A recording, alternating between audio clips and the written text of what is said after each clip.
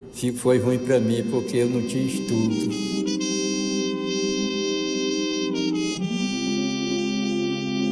No início da década de 60 do século passado, o Brasil tinha uma população de quase 71 milhões de habitantes, onde cerca de 28 milhões eram analfabetos. Para tentar mudar esse quadro, o educador Paulo Freire desenvolveu um novo método de alfabetização.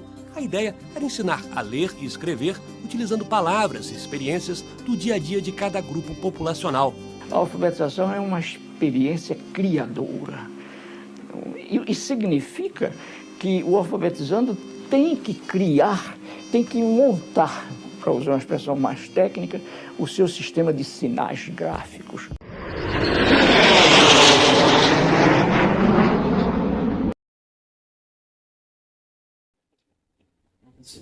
O que me motivou a continuar a estudar foi por causa que quando eu exigiram na empresa para mim terminar meus estudos, aí eu tive que pegar e buscar meus documentos tudinho e comecei a estudar de novo. Aí, para mim terminar meus estudos, mas a motivação foi isso, do emprego que exigiu para me terminar o estudo, mas graças a Deus o tempo foi fácil para mim para de estudar, porque eu não tinha condições de eu parei de estudar por causa da minha mãe. Eu tinha condições de ir para outro município mesmo para estudar, por isso que fez eu parar de estudar.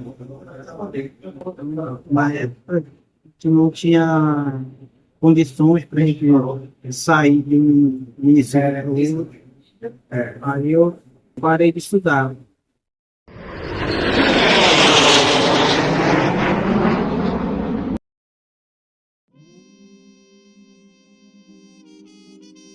Bem, gente, eu vou contar a minha história aqui. Quando eu era jovem, eu tinha 27 anos, aí eu tinha 6 filhos. Eu fui para Manaus para mandar educar meus filhos. E quando os mais velhos cresceram, aí o mais novo tinha 7 anos, quando o pai foi embora. Aí eu fiquei só pelos tempos e graças a Deus eu consegui educar meus filhos e eu voltei para o interior de novo quando eu tinha 40 anos. Aí eu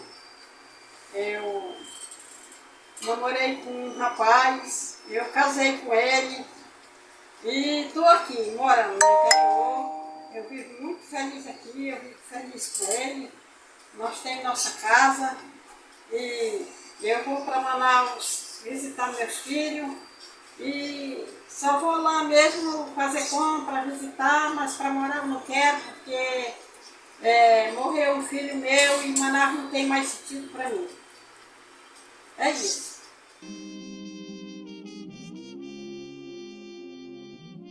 Em 1961, menos de 15% dos estudantes do ensino primário passavam para o ensino médio.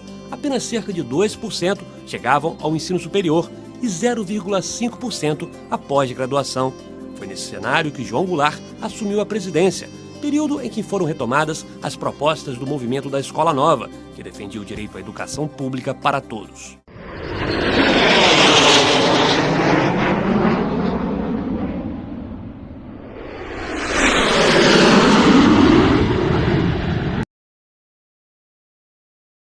Olá, boa tarde. Sou tia da Letícia.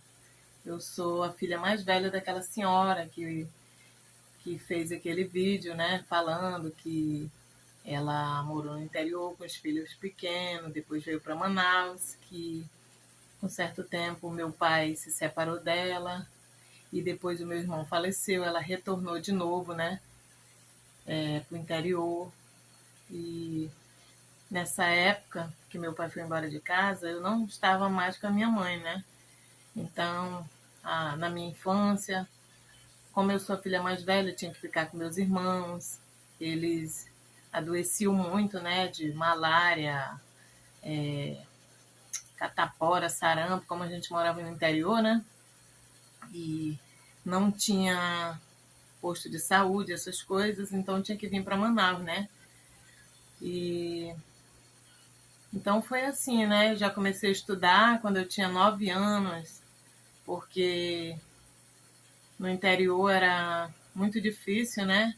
E aí o meu pai, na época, antes de se separar da minha mãe, veio para Manaus para a gente poder estudar no Clube das Mães, próximo da Panaí ali. A gente morou lá, né? Mas foi muito legal, né?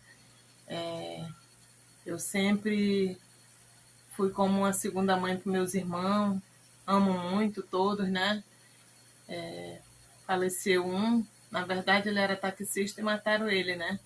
Aí foi como se tivesse arrancado um pedaço do nosso coração, porque foi muito difícil. É tanto que a minha mãe mora no interior, porque ela não consegue ficar aqui em Manaus, né? Por conta de lembranças, né? E também a Letícia é como se fosse uma filha para mim, né? Porque os filhos dos meus irmãos, na verdade, eu amo muito, assim como eu amo meus irmãos. E sempre tratei como filhos, né? Então, estou aqui, né, contando a minha trajetória, né? Depois de tudo isso, casei com 15 anos, saí de casa, vivi 30 anos, tive 2 filhos e depois não deu mais certo. Casei de novo, fui morar na Espanha 2 anos, tive que retornar, né, porque minha mãe já é idosa e ela sentia muita saudade de mim, ficava preocupada, apesar de lá ser um paraíso, né, a Europa, mas tive que retornar, né, também de sentir a saudade das minhas irmãs, dos meus irmãos, dos meus parentes, né. Então estou aqui fazendo esse vídeo, né, para falar um pouco sobre a minha trajetória, né. Tá bom? Boa tarde para vocês e fique com Deus. Jesus lhe ama e eu também. As propostas de uma educação mais democrática foram abandonadas com o início do regime militar em 1964. Paulo Freire e outros educadores foram exilados. O governo passou a incentivar o ensino técnico e profissionalizante. O objetivo era formar o aluno para o mercado de trabalho, sem despertar nele uma consciência crítica. Durante a ditadura militar, a escola pública perdeu espaço. O governo incentivou o aumento do número de escolas e faculdades particulares. A educação no Brasil se direcionou para o lado privado. Educação, a partir de Paulo Freire, essa parte ficou escondida e silenciada e só foi recuperada quando houve a redemocratização. Com o fim da ditadura militar, a preocupação com o ensino público de qualidade voltou à pauta do governo. A Constituição de 88 definiu a educação como um direito de todos. Na década de 80, surgiram novos projetos educacionais, como o CIEP, o Centro Integrado de Educação Pública, idealizado pelo antropólogo Darcy Ribeiro. A ideia era oferecer ensino de qualidade em período integral. Quem precisa muito de escola e só pode ter solução para ele no CIEP é aquele que vem de uma família que ainda não estudou, que necessita de mais atenção. É a escola do mundo civilizado. A educação, ela não é só decorar livro, é muito mais que isso. É conhecer os problemas nacionais para poder resolvê-los, não é? E isso estava no projeto da Darcy Ribeiro. O desafio de oferecer uma educação pública de qualidade continua até hoje. Foram criados mecanismos para avaliar o nível de escolas e faculdades. A lei de cotas facilitou o ingresso de negros, índios e estudantes de colégios públicos nas universidades federais e estaduais. Atualmente, cerca de 7 milhões e 300 mil pessoas estão matriculadas em cursos superiores no Brasil. O último levantamento do IBGE apontou que 40,5% dos brasileiros com mais de 25 anos possuem pelo menos 11 anos de estudo. Mas o índice de analfabetismo ainda é de 8,3%. Eu acredito na educação como libertação, sabe? Não é uma transmissão de conteúdos, não é uma padronização das pessoas. E eu penso que um dos pontos importantes é como a gente aproxima isso do mundo da cultura. Quem está em sala de aula sonha com um futuro melhor e sabe que uma educação de qualidade é fundamental. Oi, eu me chamo Evelyn, eu tenho 16 anos e atualmente estou cursando o primeiro ano do ensino médio. Então, vou falar um pouquinho sobre educação na minha vida. Então, para mim, a educação é uma coisa muito importante, a principal coisa que a gente pode adquirir durante a nossa vida, porque ela muda a nossa vida e pode transformar a vida de qualquer pessoa. Eu falo isso porque foi através dela que eu conquistei várias coisas, foi através dela que eu, por exemplo, consegui o meu primeiro emprego, né, através de vários cursos e de formações. Então, a partir daí, a gente consegue perceber o quanto a educação ela é fundamental para a vida de qualquer pessoa, o quanto ela é valiosa, o quanto ela tem esse poder de transformar a vida de uma pessoa. Então, através disso, eu acho que, né, a educação é muito importante. Eu acho que todo mundo tem esse direito de ter uma educação digna, tem o direito de estudar, tem o direito de ter oportunidades, né, de realizar sonhos, porque a educação é o nosso principal caminho para a gente realizar nossos sonhos. Porque através dela a gente consegue, né, se esforçar, consegue se dedicar a algo que a gente gosta muito. Então é isso, né? A educação é muito importante para todo mundo e para todos nós. Então é essa mensagem de esperança que eu passo, a mensagem de que se você quer realizar o seu sonho, estude, porque através dela, através da educação, você pode mudar o mundo, você pode transformar a sua vida, você pode fazer o que você menos imagina. Eu me chamo Eliane, tenho 19 anos e vou responder a seguinte pergunta. Como é a educação na minha vida atualmente? Bom, atualmente eu estou cursando o 4º período de Direito na Faculdade Uninorte no centro. Mas vamos voltar lá atrás, antes de chegar onde estou agora. No ensino fundamental, eu já tinha uma noção do que eu queria fazer, do que eu queria cursar futuramente. Porém, pelo fato de eu morar em um município muito pequeno, que se chama Iranduba, moro no bairro Cacau Pereira, fica 1h30, provavelmente, de Manaus, tá? As informações são muito curtas aqui. A partir do momento que a gente não sair da nossa zona de conforto e ir atrás do que realmente a gente quer, você fica aqui parado no tempo. E não era isso que eu queria.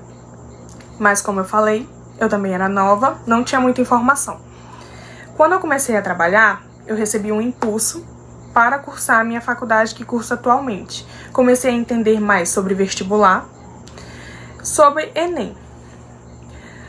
Terminei o ensino médio com 17 anos. No período do ensino médio, fiz a prova do Enem, porém não me esforcei tanto, não estudei. Fui na sorte e fiz o básico, que era responder as questões e fazer a redação. Não sabia que o Enem poderia facilitar a minha vida numa graduação, principalmente quando se trata de situação financeira. Eu acho que nem todos têm condições de pagar 500, R$1.000 ou mais de R$1.000 em uma graduação, principalmente quando são pessoas de baixa renda ou que têm que trabalhar, sustentar uma família e tentar cursar uma graduação. Não é fácil, principalmente para quem trabalha e estuda. A carga horária é muito pesada. Por isso que o governo, o Estado, ele proporciona bolsas de até 80%, 100%. E isso eu vim aprender tarde demais. Eu vim ter acesso a essas informações tarde demais. Hoje em dia, faço faculdade particular, porém tenho que trabalhar para pagar essa faculdade. Senão o negócio não flui. Fora que eu moro em cidade pequena, município pequeno, todo dia eu saio da minha zona de conforto, moro longe, vou para o trabalho, vou para a faculdade, passo o dia tudo fora.